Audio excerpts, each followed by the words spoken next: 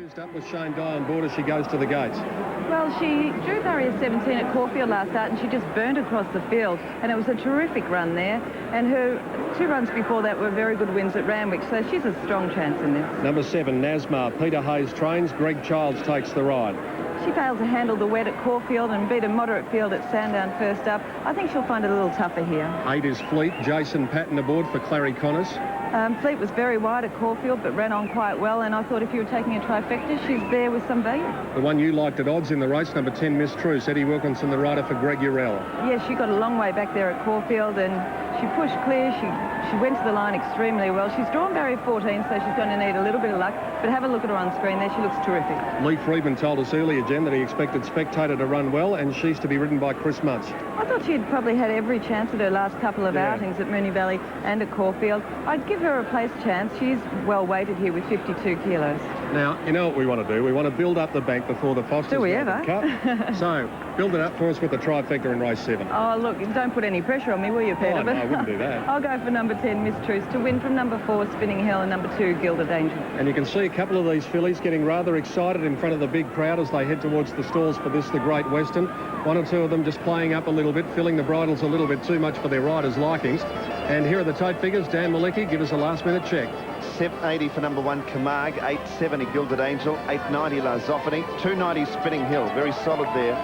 $12 for number 7, Nasmar, $11 for number 10, Miss Truce, who ran on strongly at Caulfield last time out.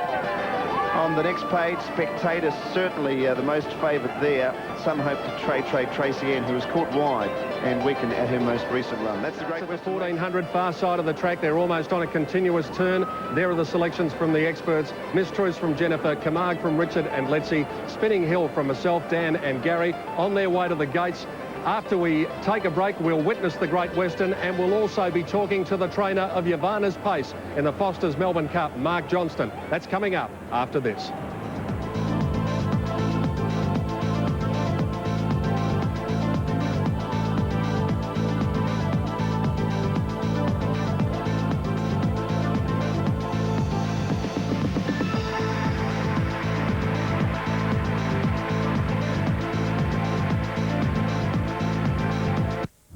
More. Quite incredible, this crowd out here, Dan. Gee, it's got bigger and bigger. But gee, I like the look of Spinning Hill, number 4, Shane Dye's mount. In the tie-the-knot colours, the red with a white cap. Danamore joins the line. Set to go. Racing now, pretty even dispatch. Spinning Hill, if anything, one of the best to jump away. It's looking to lead from Gold Change. Also forward was Fleet in the early part, and ridden forward was La Zoffany. Into about 5th position was Nasmar. Down on the inside was Cabaret Girl. Orford caught wider out is going up, and then Gilded Angel, Camargue. Move and pick, Danamore drifting back with Tracy Ann, who's back to last, and Miss Truce is about 3rd last down on the inside with Oak Valley as they settle now, and it's Spinning Hill by a length. In 2nd spot, Gold Change, about 2 lengths La Zoffany, who gets to 3rd. Orford caught wider in 4th spot, and then Fleet the inside. Just behind those was Cabaret Girl as they make their way to the 700 metres. Move and pick is trapped out very deep. They were followed by Spectator and Camargue in on the rails, about 6 or 7 lengths off the lead.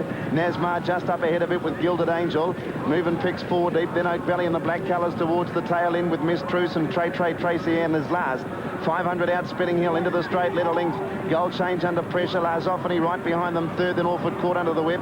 Then came Fleet, running on out wider was Gilded Angel. Danamore into the clear, Miss Truce and Spectator wider out. Dropping out of it, Move and pick, Spinning Hill the leader. La Zoffany's after it. They were followed by Gold Change, Fleet and Gilded Angel. La Zoffany's drawing alongside Spinning Hill. It's Spinning Hill on the inside and La Zoffany the outside. La Zoffany and Spinning Hill. La Zoffany the outside takes the lead, getting near the line, and La Zoffany has got the money by half a length too. Spinning Hill and about 3 away. We've got Nasmar doing its best work late for 3rd in front of Fleet, and then Camargue and Danamore, Gilded Angel. Gold Change next, and then Oak Valley, Spectator, Cabaret Girl, Orford Court, Miss Truce and Tracy Ann. And tailed off last of all was Move and Pick, drop right out. Well, Frankie Dettori, we saw what a great jockey he is, and that he's ridden his first winner in Australia. He'd be absolutely delighted. He's got up and beaten Spinning Hill, ridden by Shane Dye, but he gave this a beautiful ride. Here he is, he'd followed Shane Dye all the way on Spinning Hill. Frankie, he had a bit of trouble getting to run there for a while. Once he's got it in the clear, You can see he just gives it a few with the whip. Another one here. Then the last little bit, he put the whip away and got out and rode it hands and heels and really punched it out. There's two great jockeys going to the line, but he'll be a relieved man, Dan, to get his first winner in Australia. And Lazophony was a maiden in 11 starts prior to that performance. Jim Conlon, who I think's got his sights set on the Oaks next year in South Australia, but well done to him, Pete. Yes, he's flying with the 3-year-old fillies at the moment, Dan. Jimmy, congratulations. Good on you. Thanks, Peter. Really good, strong win, that. Yeah, look, she's a good filly. She's been very unlucky in all her preparation. She's had a foot problem that we had to overcome, but I think next year she's going to be a very good horse. I'll tell you, the one bloke who's probably just as excited as you is the bloke sitting on her back at the moment. He really wanted to win a race in Australia. Yeah, look, he's a great rider, and I really thought that this horse would suit him.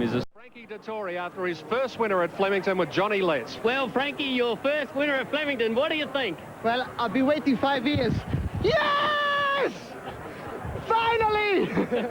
And Frankie, the public are behind you here, and I don't think I've seen a jockey get congratulated so much as I had seeing you getting congratulated by all the other jockeys after the race. It was like the Melbourne Cup. I think everybody was losing hope on me, but finally I managed to win one. And the clerk of the course, Graham, told me on your way down to the barrier, he said to you, you got a chance to win a race, and you said, you've mozzed me all the way. Yes, I told him to shut up and let it happen, and I was very pleased, and this filly was very tough at the end. And I'm glad to have broken the duck from Melbourne Cup Day. Is fantastic. It is, Frankie, isn't it? And everybody here is so happy for you. And also, right, I'm glad for once they are waiting for me. Good luck, Frankie, and good luck in the big one, in the next one. Thank you. Frankie Dettori finally with a winner at Flemington. Now let's have a look at the shot from the Goodyear blimp. Now that's Lazophony on the inside. You can see it's really pocketed behind Spinning Hill at the moment. And Dettori is going to have to force a passage here. Terrific view from up above.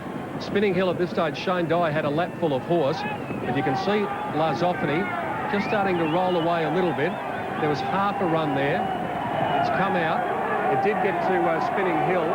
The third horse in the race was number 7, and that was Nasmar, which is in the royal blue and white colours. But I don't think it's too much of a problem there. I think Frankie Dettori's just forced a passage when it was about 3/4 there anyway. And here he comes back to scale now.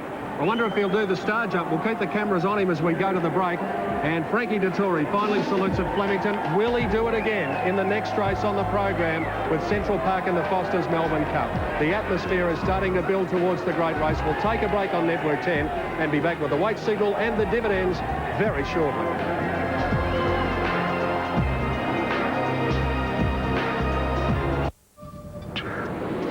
Desperate times. The 7 preparatory races are now over, and we're leading towards the big one of the day, the big one of the year, and now one of the biggest races in the world, the Foster's Melbourne Cup. And Frankie Dettori is no longer a maiden at Flemington. He is successful aboard Lazophony, number 3. Second placing going to number 4, Spinning Hill. Shane Dye trying to cuddle her to the line. And third home was number 7, and that was Nasmar. We're just waiting on the correct weight signal. We'll have that in a moment. There's the jockey of Camargue, Brett Preble, getting up on the scales after she finished 6th. And we will get the weight signal in just a tick, and then we'll be able to pay you some dividends. Correct weight. Weight is there. Correct weight for Maggi after the running of race 7, the Great Western. Official dividends with Dan Malicki. Super Tab Totes number 3, Lazophony, $9.30 and $2.80. 4 Spinning Hill, $1.60. 7 Nasmar, $3.60. The trifecta, $351.20. The Quinella, $14.50. Exacta, $33.60. And the race-to-race double, $38.50. Tim Gossage in the betting ring. Lazophony, was there any money there, Tim? No, not really, Dan. It was